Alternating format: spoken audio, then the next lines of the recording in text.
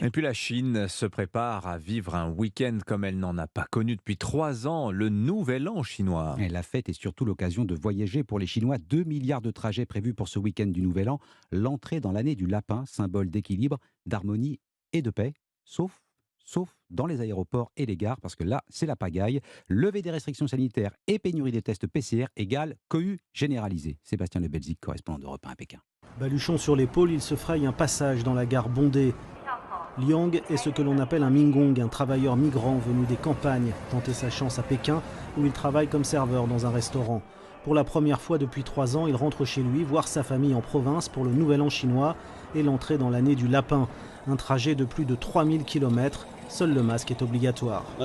Mon salaire était très bas à cause du Covid. Parfois, je ne pouvais même pas aller travailler. Je ne suis pas rentré chez moi depuis 3 ans, mais maintenant que les restrictions sont levées, je veux rentrer chez moi. Peu importe que j'ai de l'argent ou non, je veux voir ma famille. Et il n'est pas seul à voyager, on attend plus de 2 milliards de trajets pour ses vacances, soit près du double de l'an dernier.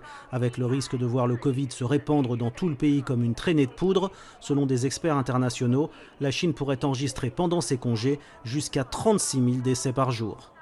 Pékin, Sébastien Le Belzic, Europe 1.